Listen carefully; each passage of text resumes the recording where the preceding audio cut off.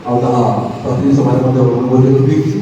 ଆଉ ଏହି ଅବସରରେ ମୁଁ ଅନୁରୋଧ କରିବି ବିଭିନ୍ନ ମଣ୍ଡଳୀରୁ ଏବଂ ଶାଖା ମଣ୍ଡଳୀ ଯେତେବେଳେ କାର୍ଯ୍ୟ ସାଧୁ ସଦସ୍ୟମାନେ ଅଛନ୍ତି ଦୟାକରି ଆପଣମାନଙ୍କୁ ଅନୁରୋଧ କରିବି ଦୟାକରି ସମ୍ମୁଖକୁ ଆସି ଉଭା ହୁଅନ୍ତୁ। ସମସ୍ତ କାର୍ଯ୍ୟ ସାଧୁର ସଦସ୍ୟମାନେ ଦୟାକରି ସମ୍ମୁଖକୁ ଆସି ଉଭା ହୁଅନ୍ତୁ।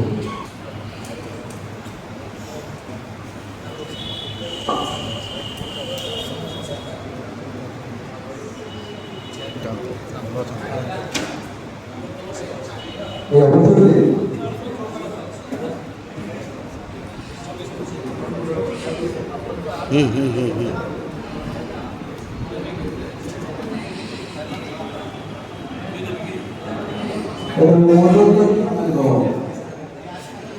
প্রভু দাসনে রাষ্ট্রপতি আমাদের মুখ্যমন্ত্রী তৃতীয় উচ্চ সমিতি সম্মেলন সভাপতি দয়াকরি উদ্ভাবন করে সম্পাদক দয়াকরি উদ্ভাবন করে দয়াকরি উদ্ভাবন করে আমাদের পরীক্ষা সম্পাদক এবং আমাদের প্রচার কর্মসূচি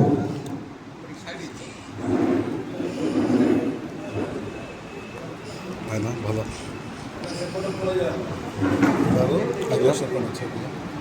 নাই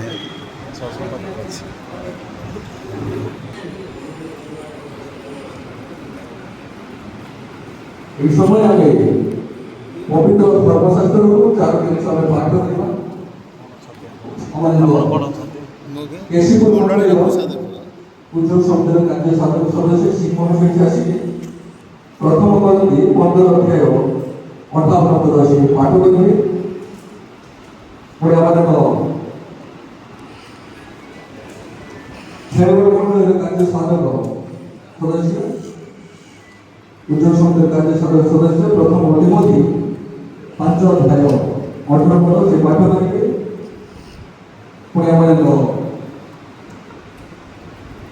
ସେବକ ମଣ୍ଡଳୀର କାର୍ଯ୍ୟ ସାଧକ ସଦସ୍ୟ ଉଚ୍ଚ ସମିତିର କାର୍ଯ୍ୟ ସାଧକ ସଦସ୍ୟ ମାଥୁର ପୁସ୍ତକ ତାର 25 ଅଧ୍ୟାୟ 15 ରୁ 30 ପଦ ପର୍ଯ୍ୟନ୍ତ ପାଠ କରିବେ। ପୁଣି ଆମର ସେବକ ମଣ୍ଡଳୀର ଉଚ୍ଚ ସମିତିର କାର୍ଯ୍ୟ ସାଧକ ସଦସ୍ୟ ଆମର ବର୍ତ୍ତମାନ ମାସେ ସେ ଏଫିସିଓ ପୁସ୍ତକ 4 ଅଧ୍ୟାୟ 1 ରୁ 7 ପଦ ପର୍ଯ୍ୟନ୍ତ ସେ ପାଠ କରିବେ।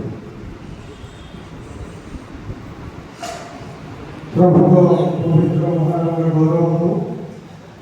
ପ୍ରଭୁ ଅନୁଗ୍ରହ କରି 2026 ଏବଂ 27 ସାଲର ଖ୍ରୀଷ୍ଟୀୟ ଉଚ୍ଚ ସମିତି ସମ୍ମିଳନୀର ମୁଖ୍ୟ କର୍ମକର୍ତ୍ତା ଜଣଙ୍କର ଆଉ ପରିଶ୍ରମର ଫଳ ପ୍ରଭୁ ଦେବେ। ତଥାପି ସମ୍ମିଳନୀର ନିଷ୍ପତ୍ତି ଅନୁସାରେ ସେମାନଙ୍କୁ ପୁରସ୍କୃତ କରାଯିବ। और एथे प्रभु भगवान तमंतर तार अर्थाभूत प्रभु सेवारे तुमମାନଙ୍କ परिश्रम निष्फल नुहे। ଏହା ଜାଣି ପ୍ରଭୁଙ୍କ କାର୍ଯ୍ୟରେ ସୁସ୍ଥିର ଓ ଅଟଳ ହୋଇ ସର୍ବଦା ଅଧିକରୁ ଅଧିକତର ଯତ୍ନବାନ ହୁଅ। ପ୍ରଭୁ ପଠିତ ସଂସ୍ଥାନ ଉପରେ ଆଜିର ଏହି ଶେଷ କାର୍ଯ୍ୟନିର୍ବାହିକା ଗଠନରେ ବୈଠକରେ ଯୋଗଦାନ କରୁଥିବା ପ୍ରତ୍ୟେକ ବ୍ୟକ୍ତି କାରଣ ପବିତ୍ର ଶାସ୍ତ୍ର କହେ ବେଙ୍ଗଳା ବୁଲୁଥିବା ବଳଦର ମୁହଁରେ ତୁଣ୍ଡି ଦିଅ ନା ପୁଣି କାର୍ଯ୍ୟକାରୀ ଆପଣା ବେତନର ଯୋଗ୍ୟ। ପ୍ରଭୁ ଆପଣା ପବିତ୍ର ବାକ୍ୟରେ ଆଶୀର୍ବାଦ କର। 5 ତୁଳା ଅନ୍ୟ ଜଣକୁ 2 ତୁଳା ଆଉ ଜଣକୁ 1 ତୁଳା ଏହିପରି ପ୍ରତ୍ୟେକକୁ ତାର ଶକ୍ତି ଅନୁସାରେ ଦେଇ ବିଦେଶକୁ ଯାତ୍ରା କଲେ। ଯେଉଁ ଜଣକ 5 ତୁଳା ପାଇଥିଲା ସେହି ପୁଣି ତାହା ନେଇ ବ୍ୟବସାୟ କରି ଆଉ 5 ତୁଳା ଲାଭ କଲା। ସେହି ପ୍ରକାରେ ଯେଉଁ 2ଟି ପାଇଥିଲା ସେ ଆଉ 2ଟି ଲାଭ କଲା।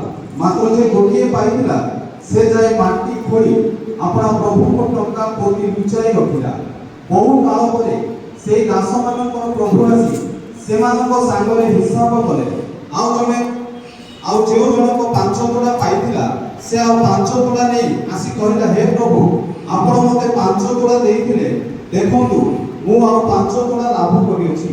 ତାହାର ପ୍ରଭୁ ତାହାଙ୍କୁ କହିଲେ, ବେଶ ଉତ୍ତମ ଓ ବିଶ୍ୱସ୍ତ ଦାସ, ତୁମେ ଅଳ୍ପ ବିଷୟରେ ବିଶ୍ୱସ୍ତ ହେଲ, ମୁଁ ତୁମକୁ ବହୁତ ବିଷୟ ଉପରେ ନିଯୁକ୍ତ କରିବି।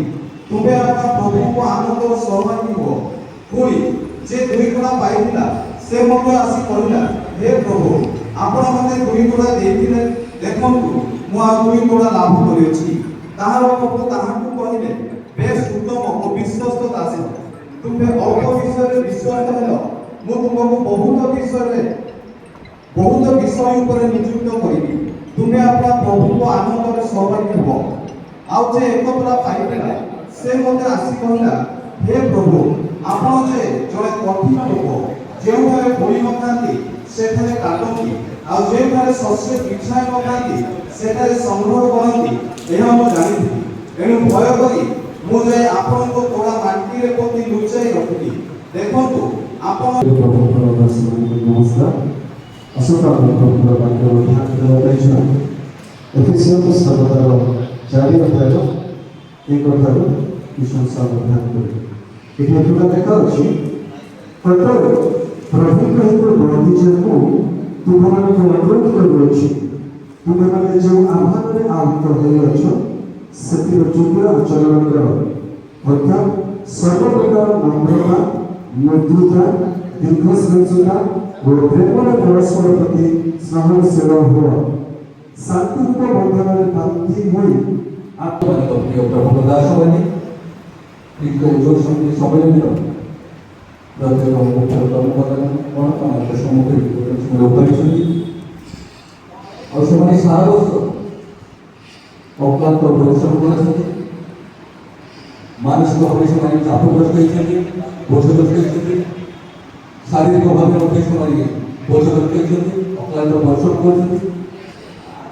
ଆଜି ଭଳି ଏକ ଦିନରେ ସେମାନେ ପ୍ରଭୁଙ୍କ ଅଭିମତ ଏହି 2 ତାରିଖ ବହନ କରିଥିଲେ। ଏ ବିରାଟ ଭିତ୍ତି ଉଦ୍ୟୋଗ ସମିତି ସମ୍ମିଳନୀର 2 ତାରିଖ ସେମାନେ ବହନ କରି ସେମାନେ ସାରା ବର୍ଷ ଅକ୍ଲାନ୍ତ ପରିଶ୍ରମ କରି ସୁଚାରୁ ରୂପେ ଆଉ ଏହି ସେମାନଙ୍କ ନିଜ କାର୍ଯ୍ୟ ସେମାନେ ସମ୍ପାଦନ କରିଛନ୍ତି।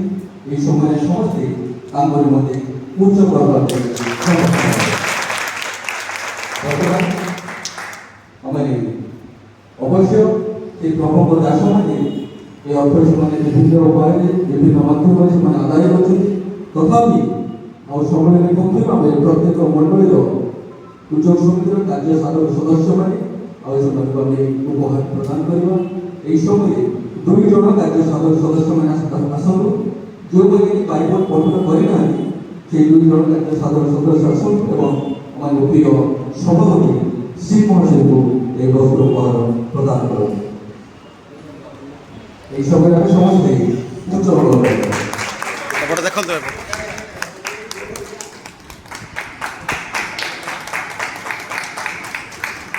সেইভাবে ମାନଙ୍କ প্রিয় উপসভাপতি মহাশয়ଙ୍କୁ পুনর্বার আমি উপহার প্রদান କରିବା। এই সময় 2 ଜଣ କାର୍ଯ୍ୟ ସାଧକ এই বস্ত্র প্রদান করব। ଆମେ ସମସ୍ତେ ସମ୍ପାଦକ ମହାଶୟ ସମସ୍ତଙ୍କ ପ୍ରିୟ ହଠାତ୍ ମଧ୍ୟ ବସ୍ତ୍ର ଉପହାର ପ୍ରଦାନ କରି 2 ଜଣ କାର୍ଯ୍ୟ ସାଧକ ସଦସ୍ୟ ଆସନ୍ତୁ। আমাদের সম্পাদক মহাশয় বস্ত্র উপহার প্রদান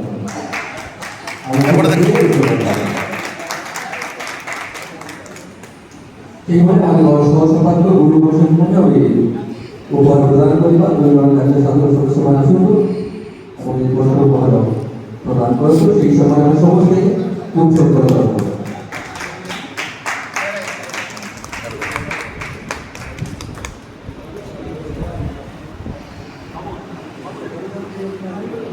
মহাশয়ଙ୍କୁ এই বস্ত্র উপহার প্রদান করবো। ସମସ୍ତେ উৎসব করবো।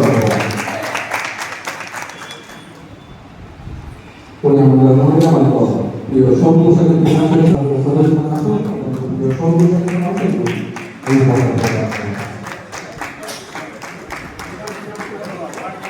দেখন্তু এপটে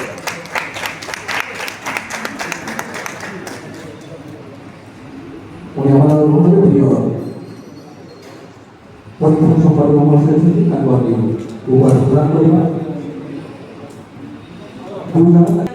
প্রিয় পরিবার সম্পর্ক মহাশয়ଙ୍କୁ এই বস্ত্র উপহার আমি প্রদান କରିବା। সেই সময়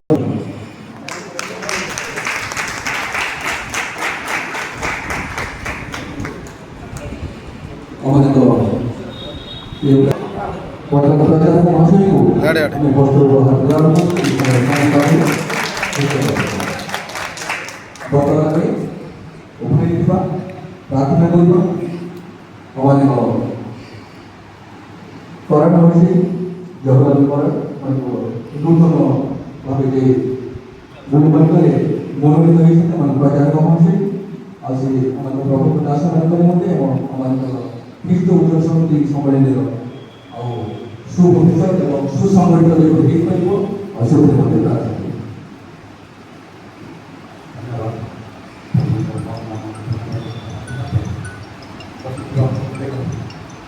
সভাপতি সুন্দর আমরা নমস্কার জ্ঞাপন করে নমস্কার প্রার্থনা କରିବା